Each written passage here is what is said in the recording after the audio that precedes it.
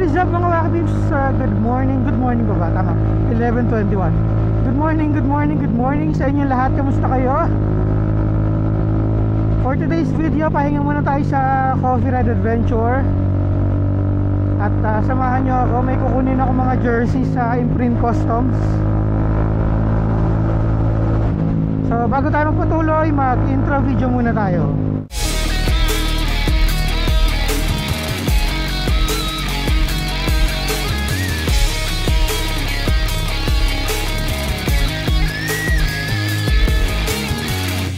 Yasha! By the way, kung ikaw ay actually bago dito sa aking channel, welcome. And if hindi ka pa nakasubscribe, make sure to subscribe. Hit mo yung notification bell para updated ka sa lahat ng mga bagong videos na ipopost ko. Also, you can like and follow me on my Facebook, Instagram, and TikTok account. Alright, so kamusta kayo mga Wakibeeps? So today is exactly, ano ba ngayon? January 30. Yan. Ang bilis. Tapos February na. Pero as usual, hindi ko alam kung kailan ko ito mapopost. Siguro around February ko na ito mapopost. So nabanggit ko nga kanina, pupunta ako ngayon sa Imprint Customs. May kukunin ako mga pinagawang jerseys, yung jerseys ng XSR 155 Laguna.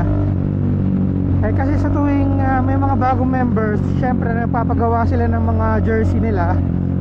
Yung black and yellow, yung may pangalan sa likod, yun yung version 2 namin nag-message sa akin na Imprint Customs kaninang umaga na gawa na daw, okay na daw for pick up. Usually ang ginagawa ko, pinapalalamove ko siya ngayon since bakante naman ako, bakante naman talaga ako at wala akong work and sabi ko, parang gusto ko mag-ride, ako na mag-pick up. So nagbabalak ako dumaan dito sa C6 para maiba naman, kasi lagi na lang tayo sa may C5 So sabi dito kay Waze 50 minutes pa. Pero ito yung alam ko daan na C5 Magre-reroute naman to pag dito nakapasok tayo dito sa may Bigutan exit. Honda Safety Driving Center. Yan alumni tayo dyan. 4 years na. Tapos andito rin yung yung big bike, Honda big bike yung store ng big bike nila.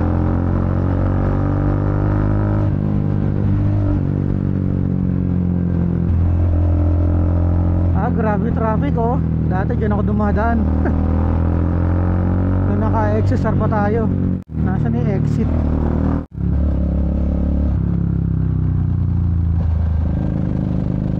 No RFID. Meron naman ako dito. Wala ang pila ETC din naman dito Ayun. Grabe 185. Teka, baka madali tayo ng barrier. Tapos kanan tayo dito.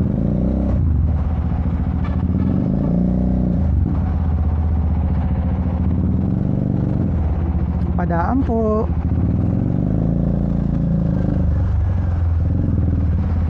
Naku, makakanan din sila.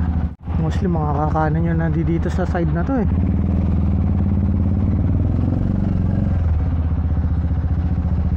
Yes. Medyo magulo yung nagta-traffic dun sa pag-exit mo ng Bigutan exit. Pinagsasabay-sabay nila yung ang gulo tuloy. Parang nagbukang kanya-kanya tuloy.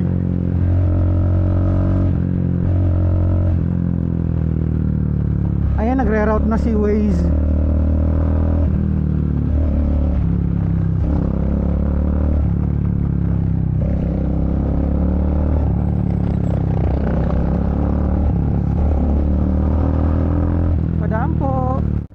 Dating naka-XSR ako, madalang akong dumaan ako dito sa sa C6. Usually sa C5 talaga ako dumadaan Pero sabi ng iba, mas okay daw dito dumaan sa C6 Yes. Gate 4. Ano yan? May mga number ng gate. Gate 5. Oo. Ano pa? Ngayon ko lang to nakita na maliwanag ah. Meron palang ganyan dito. Oh. Haha.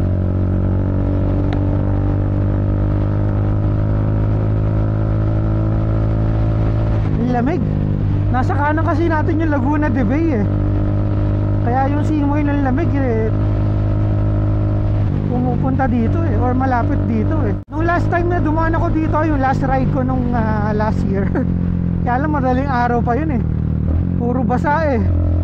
Puro basa ba o umaambon yata nung umaga nun? Madaling araw. Kaya ang dumi ni red nun eh.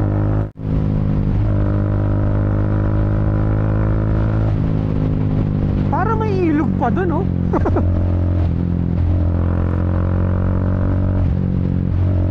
May bay na nga dito sa kanan, tapos may ilog pa dun. Parang man-made eh. Ang alam ko minsan dito nagsushoot si Sir Zack ng makina eh. Pag naggagawa siya ng review ng mga motor, minsan dito siya dumadaan eh. Napapansin ko yun sa mga videos niya eh. Yung kalsada dito medyo bumpy eh oh. Hindi kasi siya yung spalto eh. Ayoko din magmabilis kasi di ba recently nabalita yung yung aksidente sa Marilake. Yung nag-Superman. Kakalungkot yun pag pag gagawin na nilang or lalagyan na nila ng madaming bantay yung Marilake, hindi ka naman makakapag-enjoy doon. Well, makakapag-enjoy ka pa rin naman kahit chill ride eh. Pero yung iba kasi minsan ang punta doon yung mga twisties eh, yung mga corners, tapos mapipitigang ka.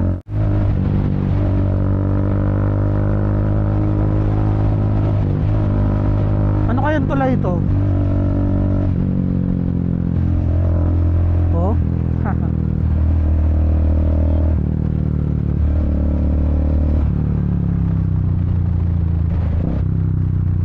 Slow down tayo.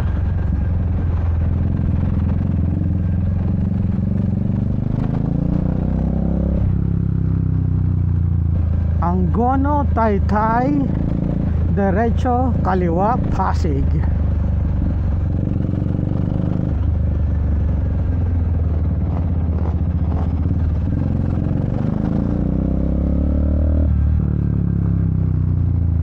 Comelec checkpoint daw, nasaan? Ito. Papahinga sila sir. So ano ba masasabi ko doon sa recent na aksidente na yon sa Marilake? Yung sinasabi nila ng Superman, napaka-unfortunate talaga nung nangyari. Pero kung sang anggulo mo talaga titingnan, mali talaga yung yung gumawa ng stunt na yun eh. Unang-una sa lahat, hindi mo dapat talaga ginagawa yan sa public road eh. Especially, ang daming dumadaan. Tapos nadamay pa nyo yung mga parking lang dun sa tabihan, di ba? Kasi kung meron kang disiplina at respeto sa sarili mo at sa mismong kalsada, sa mga gumagamit nito, at lalo na sa buhay mo, magdadalawang isip ka na gawin yung mga ganong bagay, di ba? Kaya ayan tuloy yung mangyayari sa Marilake, maghihigpit tuloy sila.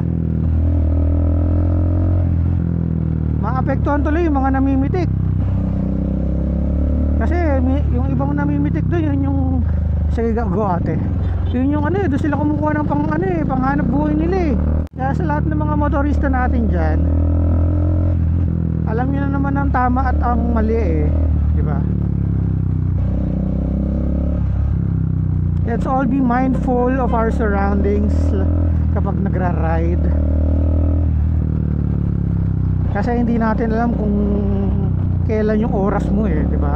And again, disiplina sa sarili, respeto natin yung kalsada at may tatawid mga pamilya pa. Sige, go. Isang pamilya pa eh oh. 1, 2, 3, 4 apat yung anak eh.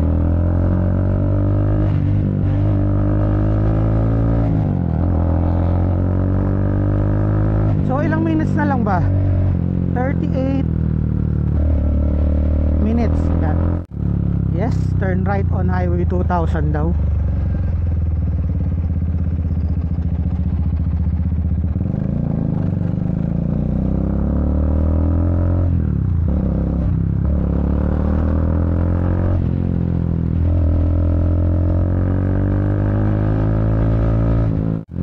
pa rin kaya ito ng C6?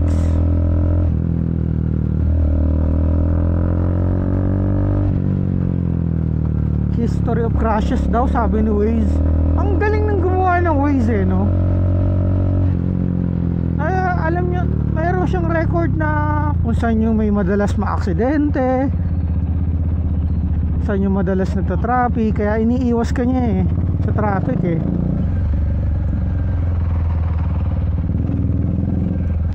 $300 meters daw, turn left. Ang dami yung dumadaan din dito eh, oh.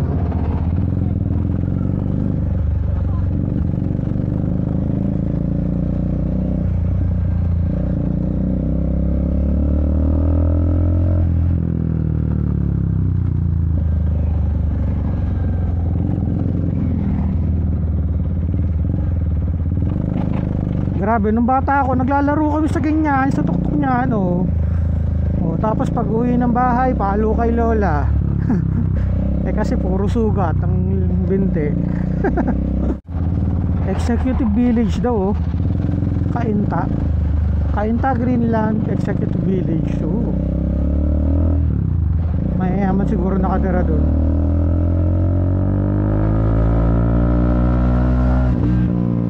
Taytay Mabuhay Textile Market. Taytay, Rizal. Tama ba? Ang Taytay is sa Rizal, di ba? Di sigurado. Tama, oh. Municipality of Taytay, Rizal. Oh, tama. Yes, bakit tayo nag-i-slow down? May humps pala. Mini humps. Oh, school na naman.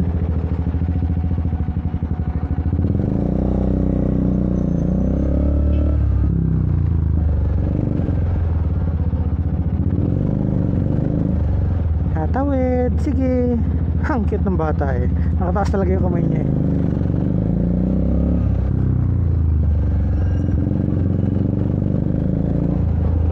Oh, school din? Ano ba yan? Ang dami school. Tabi-tabi.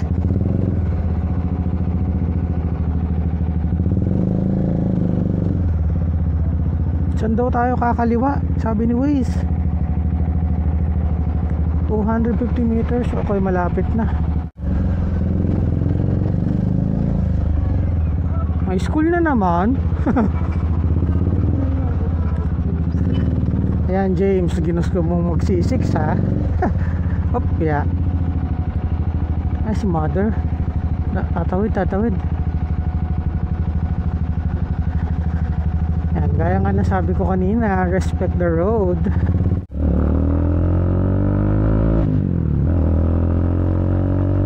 Uy, KFC, wow, sarap. Bango.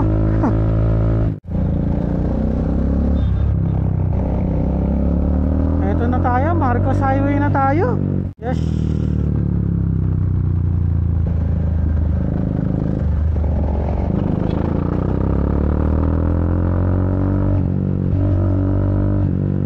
Alright, Marcos Highway.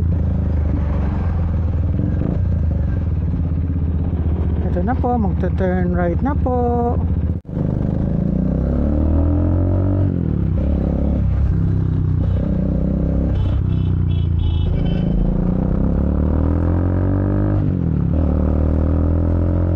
Dito kahit hindi na ako mag-waste, alam ko na.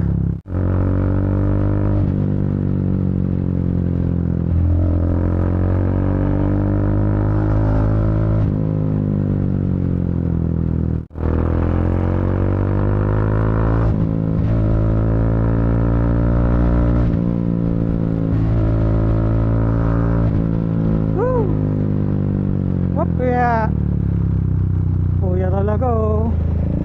Parang mali naman yung pag ganun mo.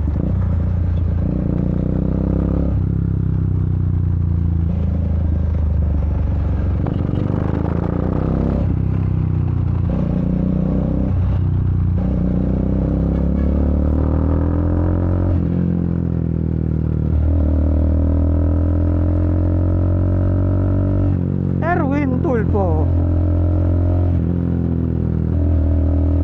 Tulfo brothers, magkakamukha sila. Minsan hindi ko sila ma-distinguish kung sino ang sino.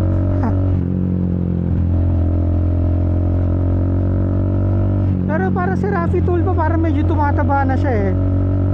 Hindi na siya naging kamukha ng mga kapatid niya.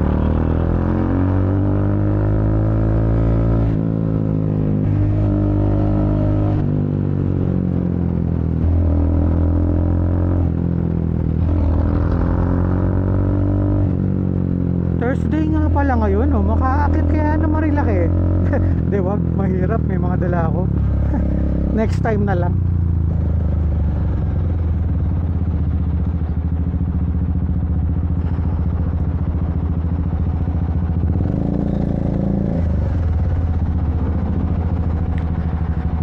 Mukhang go ah. Green yun, di ba? 137 seconds. Mukha hirap ng colorblind eh.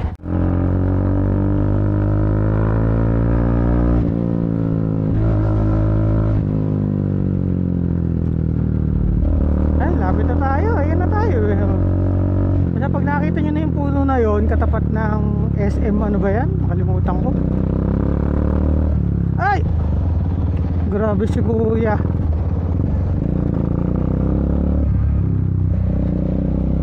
Ay, si step pala to. Ay, naka ano, nice. Step 5.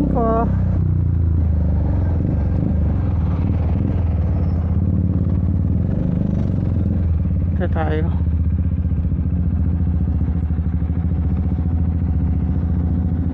Yes. Yun. Ay, hinihingal ako doon. Anyway, tayo sa Imprint Customs. Mayroon din sila ditong ayun oh, parts and services, yung Revolt Garage. Ayun yung sticker natin oh. GC Waki. Anyway,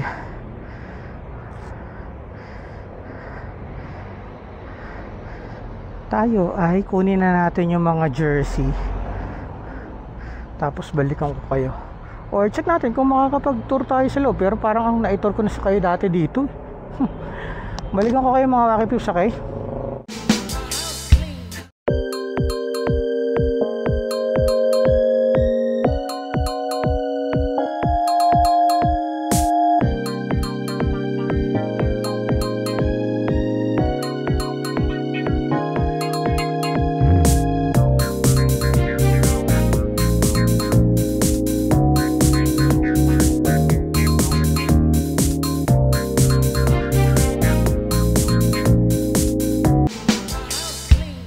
Yes mga Wakipips, punta tayo dito sa Imprint Customs at Imprint Cafe. So nailagay ko na sa bag yung mga jerseys. So pinagkasya ko naman dito sa pannier ko. Ano lang dito, 6 na jersey. Ito nandito ka sa kapote ko. And then yung 5 nandito sa may backpack ko, kasya naman. Pero pag more than 12 na eh, kailangan ipalalamove ko na. Nabusog ako doon sa burger steak ng Imprint Cafe. Grabe, may french fries kasing kasama yung meal eh. Anyway, painit na tayo. Tapos para makauwi na rin. Baka abutan tayo ng traffic eh. Buti hindi umuulan eh, no? Pero parang umaambon, no? Umaambon nga. So, salamat sa Imprint Customs. Bali itong jersey namin na black and yellow, pang batch 6 na to eh, itong order namin na to. Since 2022 pa, yan. Meron na kaming ano, version 2, yung blue, red and white. Yung suot namin nung ano, nung year end. Malamang yung mga members, yung mga ibang members na wala pa na magpapagawa din nun eh, after na tong version 2.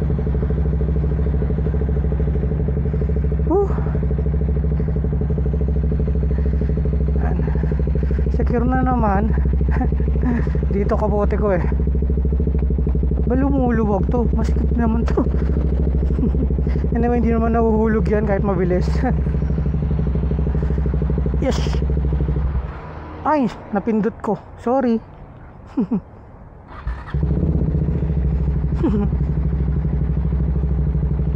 Anyway, thank you.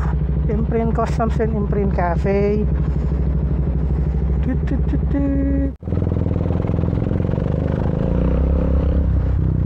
Yes. Parang last year or nung last na dumaan ako, wala pang Jollibee tong Chowking, or hindi ko lang napansin. Ngayon ko lang napansin. Oh, ngayon ko lang napansin na may Jollibee at ano dito, Chowking. Anyway, labas lang tayo sa expressway mga Baki Pips. Balikan ko kayo, okay? Ako, maambon na.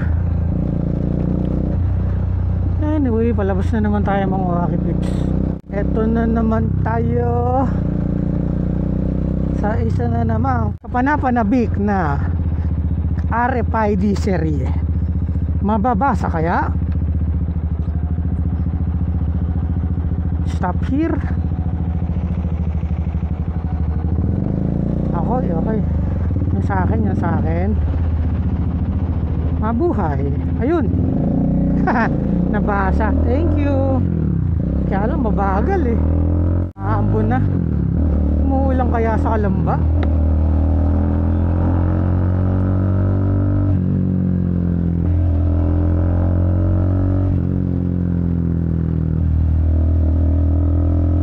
Ano si Rapi Tulpo tumataba oh.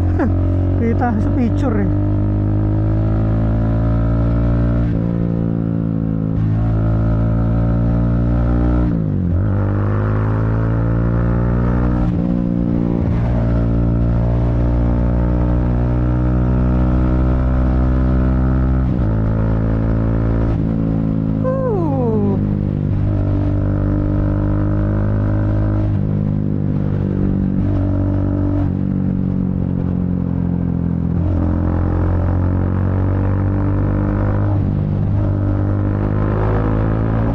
Padaan po.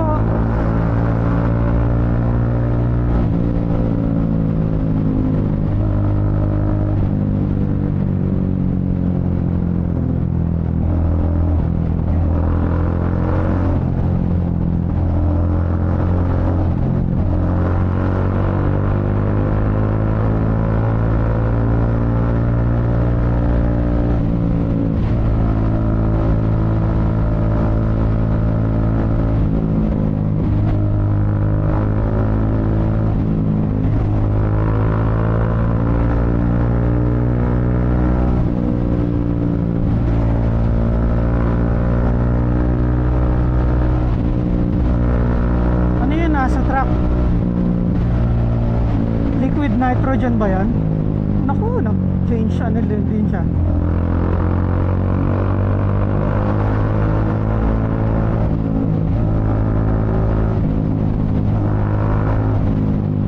Yes.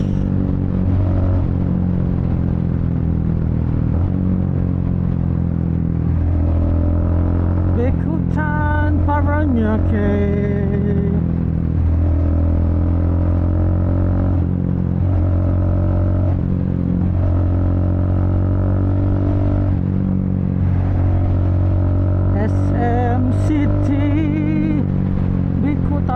SM din yun? SM din to? Akala ko parang yun yung mga pinaparentahan na condominium. SM din pala yun? Ngayon ko lang napansin.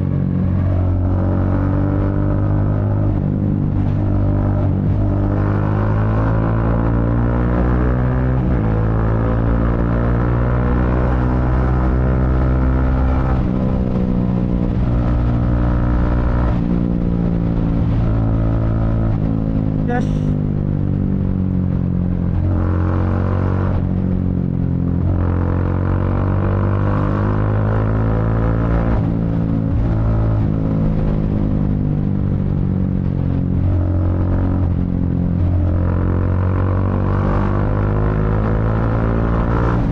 Up there.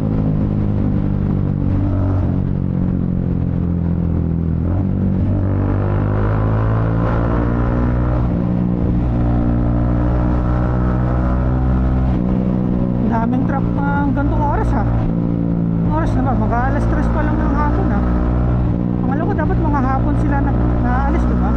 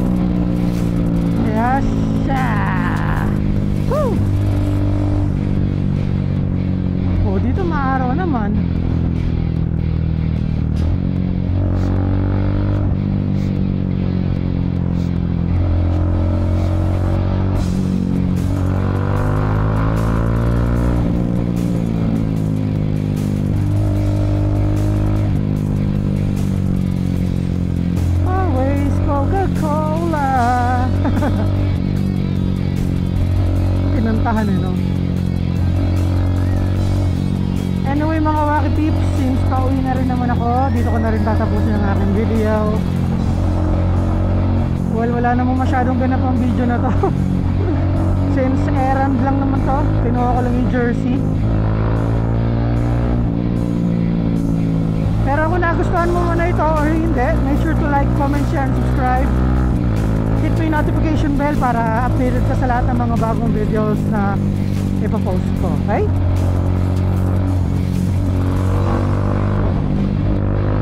So stay safe po sa ating lahat, and of course ride safe po sa ating mga motorista. Enjoy the rest of your day, and I will see you all on my next video. Until next time mga Wacky Peeps, God bless everyone. Ako na, umbon na. Dito na tayo bumamba. Baba lang natin.